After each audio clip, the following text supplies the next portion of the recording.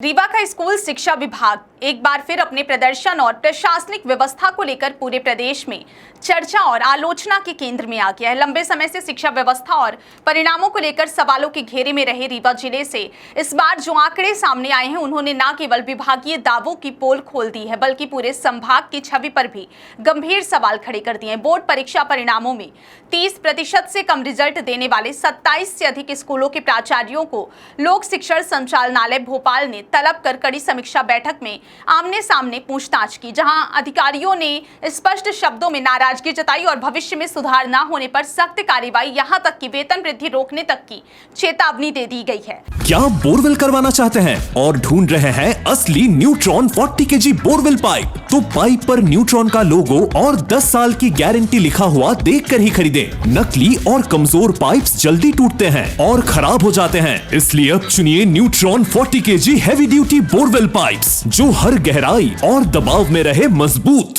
बैठक के दौरान सभी प्राचार्यों से उनके विद्यालयों के खराब परिणामों के कारण पूछे गए, लेकिन जवाबों में कहीं शिक्षकों की कमी का हवाला दिया गया तो कहीं अन्य प्रशासनिक कार्यों और ड्यूटी दबाव को जिम्मेदार ठहराया गया। हालांकि अधिकारियों ने किसी भी तरह के बहाने को स्वीकार नहीं किया और साफ कहा है कि परिणामों की जिम्मेदारी सीधे संस्था प्रमुखों की होती है। इस पूरे मामले में सबसे ज्यादा चौंकाने वाला उदाहरण रायपुर करचुलियान विकास खंड के गुड़ क्षेत्र से संचालित कन्या हाई स्कूल दुआरी का सामने आया, जहां प्राचार्य देवेंद्र त्रिपाठी का आरोप है कि उन्होंने रिजल्ट सुधारने की कोशिश में लापरवाही की हदें पार कर दी और 17 में से केवल 5 छात्राओं के ही बोर्ड परीक्षा फॉर्म भरवाए, जबकि बाकी 12 छात्रों के फॉर्म ही नहीं भरे गए। हालांकि इसके बावजूद स्कूल के परिणाम में अपेक्षित सुधार नहीं दिखा और मामला उच्च स्तर तक पहुंच गया, जिसके बाद उन्हें भी भोपाल तलब किया गया और सख्त फटकार का सामना करना पड़ा। दूसरी ओर रीवा जिले के 2 विद्यालयों के परिणाम तो और भी अधिक चिंताजनक रहे, जिनमें हाई स्कूल पुरौना का 10वीं बोर्ड परीक्षा परिणाम 0% दर्ज किया गया, यानी यहां से कोई भी छात्र परीक्षा में सफल नहीं हो सका, जबकि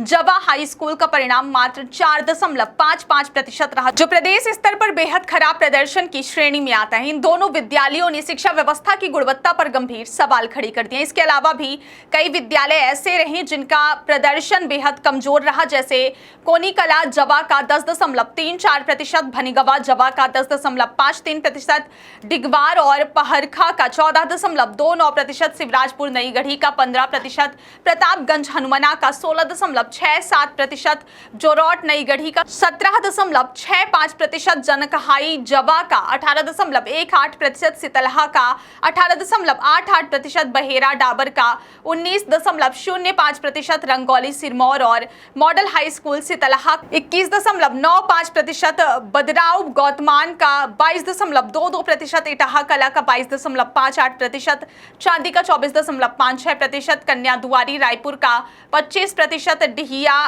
पाड़न नई गढ़ी का 26.47%, बुढ़वा का 27.27%, बिलवा सुरसरी सिंह का 27.78%, हरदुआ सिरमौर का 28.57%, गढ़ क्षेत्र के हाई स्कूल का 29.41% रहा। वहीं हायर सेकेंडरी स्तर पर भी स्थिति बेहतर नहीं रही है, जहां पुरौना हायर सेकेंडरी स्कूल का परिणाम 25% और चांदी का 29.49% दर्ज हुआ, जबकि सितलहा हायर सेकेंडरी स्कूल का परिणाम 22.53% रहा, जो शिक्षा की गुणवत्ता पर बड़े सवाल उठाता है। विभागीय स्तर पर साल भर निरीक्षण, मॉनिटरिंग और विभिन्न योजनाओं पर खर्च के बावजूद नतीजों में सुधार न होना प्रशासनिक विफलता की ओर इशारा करता है, जिससे यह स्पष्ट होता है कि केवल औपचारिक निरीक्षण और बैठकों से शिक्षा व्यवस्था में सुधार संभव नहीं है, बल्कि जमीनी स्तर पर शिक्षण गुणवत्ता, अध्यापकों की उपस्थिति, स्कूल प्रबंधन और छात्रों की नियमित मॉनिटरिंग की वास्तविक जरूरत है। इसी बीच जिला शिक्षा अधिकारी की भूमिका पर भी सवाल उठ रहे हैं, क्योंकि